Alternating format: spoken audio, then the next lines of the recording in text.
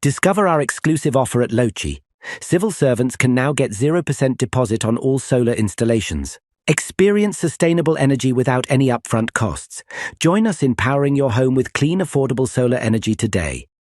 For more information, contact us on 0773859785 or visit our offices at office number G11 Eastgate Market, Harare, Zimbabwe.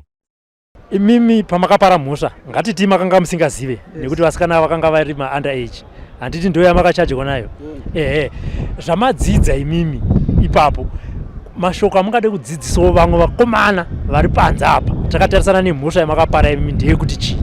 Ine mashoko yandada kudzidzisana nakomana ndakapara vari panze ndekuti wamhorese kuti waright here waning'ina wangu nemadzikoma yangu anonzi Obet Maruza naRidia Maruza naNetsai Maruza wamhorese ndo ndoda kuti wakwanise kuzoya zondo nawo. Saka mukoma Maruza kana muchinge mabuda muno muda kuzoita chii? Kana buda muno muda kuita zvebusinessman. Muda kudzokera kutakshop iko? Kutakshop iko kunokuita wafuti zokuodha hembe zvemakantinyu. Vasikana ava muchange makuvapa here futi grocery? Vasikana handichapa futi grocery nokuti ndakapa futi grocery ka ndopesa ndazosungwa funda kuya futi kujeri. We are Llama Global Solutions, your trusted partner for seamless business compliance. Specializing in company registration, Llama Global Solutions makes your business legit and ready to operate seamlessly. We also handle tax clearance, ensuring your business stays compliant and worry-free. Additionally, Llama Global Solutions makes VART registration simple and straightforward, your trusted partner for smooth and efficient compliance. For more details, visit our offices at the address shown on screen or give us a call at +263 77487 2063. Explore our exclusive offers at PC Onzi Realtors Private Limited, your one-stop destination for all real estate services. We offer expert property sales and auctioneering, precise property valuations, and comprehensive property management services. If you are in the diaspora, we can manage your property or help you buy one. Explore our extensive list of properties and find your perfect match. Check out our competitive pricing offers today. For more information, visit our offices or call us at the numbers provided on screen.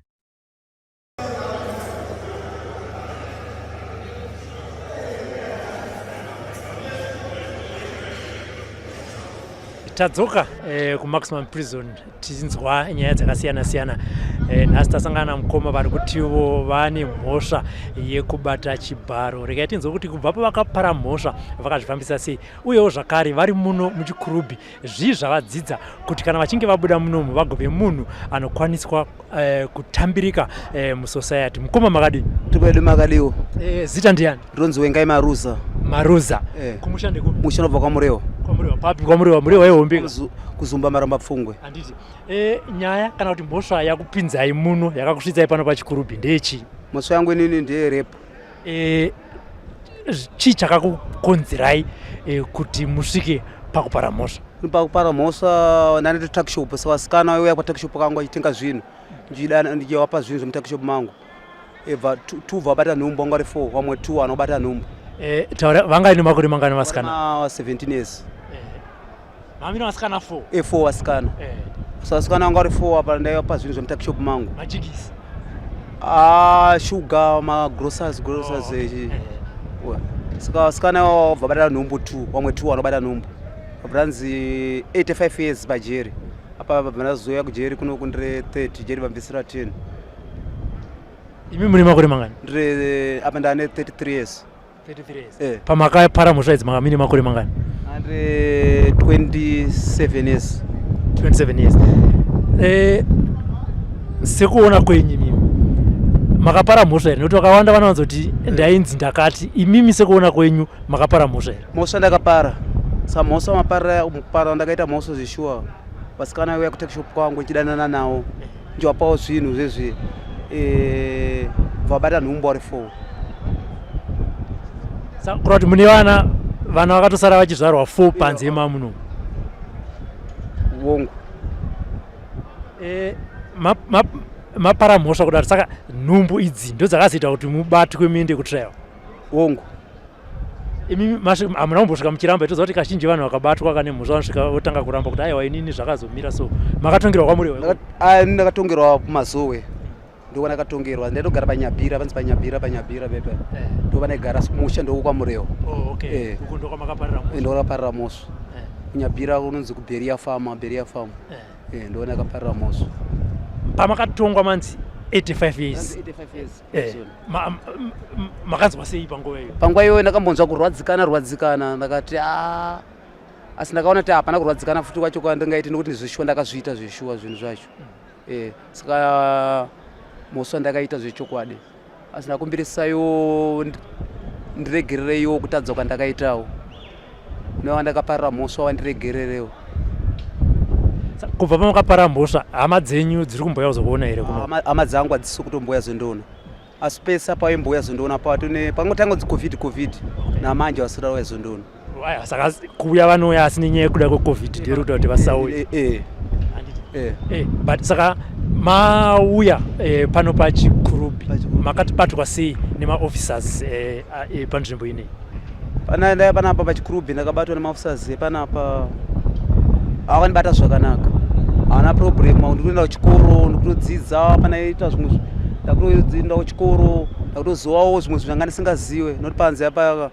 zvishuwa ndanga ndikiitawo musikanzwa yandaita iyoyo asi panapa ndakuvhurika nakuenda kuchikoro changa panze andakudzidza straight kuenda kuchikoro nakuitawo zvechechi chikoro muri kuita chi kuita grade 7 panze pa manga musina kuita grade 7 panze angu nanga ndakasvika form 1 asi manje ndasina kuzoinyora angu ndova ndakazongotiza chikoro atangoita zvekudhakwa ndikiita zvekudhakwa izvozvo ndasiya chikoro panzira but tichidzokera mashure mukoma munoona here kuti imimi makateka advantage sabusinessman toti businessman wepapurazi yes hai chokwadi ichocho ndakapa mhosva ndakaipara ndisi kuramba ndokubvuma zveshuwa asi ndiregerereyo kupara kwandakaitawo mhosva ndigone kuziva kugarisana nevamwe zvakanaka musociety saka vana vane makore mangani vana vanga ma 17 years vana venyu vamaka pasofaka ndakaya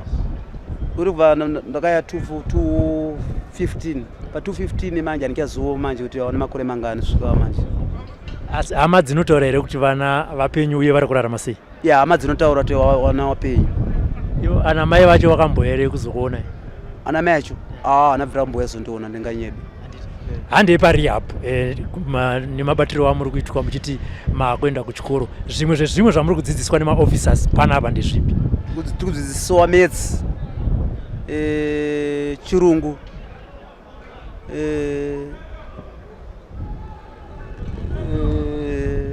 content nehistory pane vamwe vezera renyu vari panze apa zvichida vari kutambawo nevasikana vari under age mashoko amungade kuvaudza nezvamadzidza imimi kuti muzopedzisira mave muno mumaximum ndezvekuti chii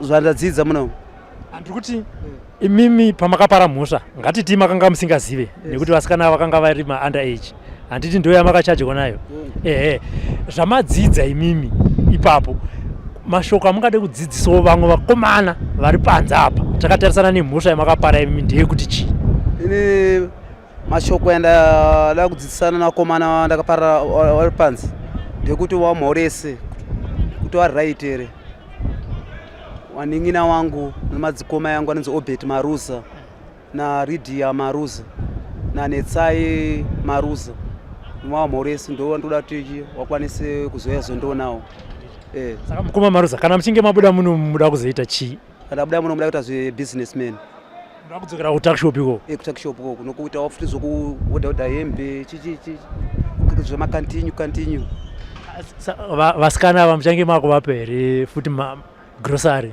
vasikana handichapa futi grocery nokuti ndakapa futi grocery ka ndopesa ndazosungwa funda kuya futi kujeri saka ngatipodzokerai kugrocery mukoma saka maitowirirana here kuti iwewe nhingi ndakakupa shugai ndinorara newe iwewe nhingi ndakakupa maidanana kana kuti maita chii chakanyanyanyidza ipapa vasikana zvakaitika vasikana ndaitodanana nawo vese vari 4 vari 4 wese vachizviziva vese asingaziwe wese vaiti dzimwe nguva umwe wauya idana naye mumwe asingazivi kuti kudanana nauyu sikana akauya paipai ndobvuna kuti andira shuga ndobvuna kuti orati shuga oflower oraisi ndomupa mokona saka ndomupa paipai sikana wewe mari futi ndikimondo yawapa futi nemari futi business raifamba business rikufamba singaiti ndanga ndimukorokoza ndakaita goridhe kumazowe mata goridhe kumazowe mata takshop nekantinyu yekubika sadza mono mazowe yacho mozamwe netakshop wosoka step inochinja wakarowa hembe wochi dzakanaka so uchifamba soka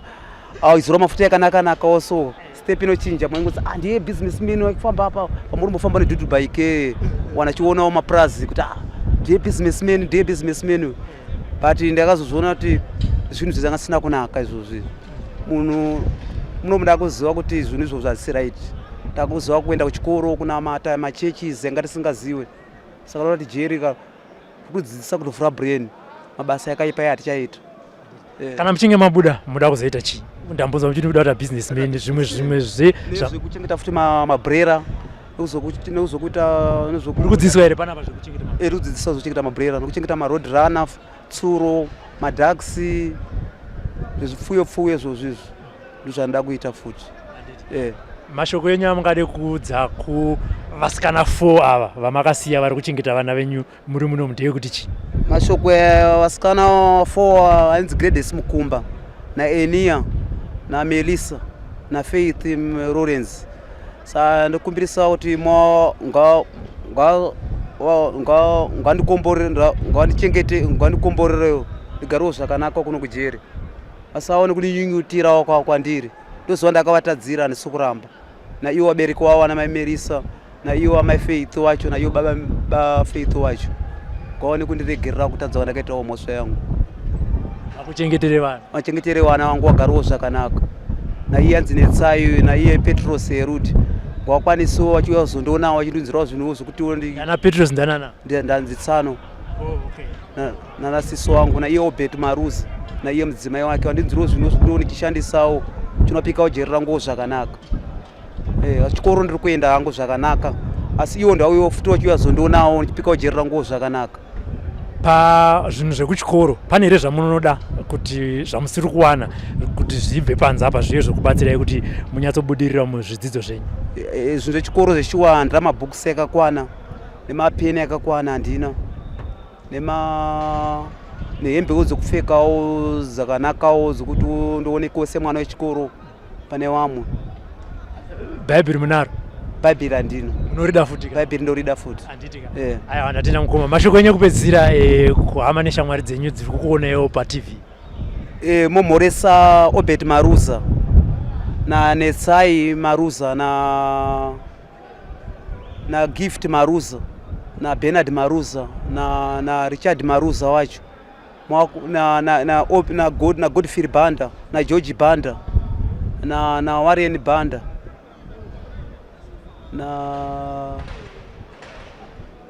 ndiwo chete noti nomwamhorese wavo musati maenda mukoma pamaita chikorokoza makanga mine shamwari dzenyu handiti shamwari yenyu inonzani shamwari yangu yanzi July Banda July akamboyera kuzoonai kuno July Banda asati auya zondoona saka zvinorevei izvozvo kana shamwari best friend yenyu ichiti ikagouya kuzokuonai kana muchinge mawirwa nedambudziko rakaita sairo zvinhu izvozvo ndoona kuti vanga pasina kakuwirirana nokuti dai rinzi taiwirirana iye July Banda wacho auya zondoona panapa asi panze taiwirirana zvishuwa zvakanaka tigara zvakanaka tikiwirirana bobo pasina kana problem yanga iripo parazi jeri abva hachada kuya zombondoona kana asi tiri panze taitowirirana mushe tombokirina mota dzake tichienda kwese kana concession Bhindura Glendale kwese kumwana Mvuru tichisvika nzvimbo dzakasiyana mukona asi ndiramunomoka hachauya zondoona I hope mukoma naiye momhoresa futi John Bondomane ari paNorton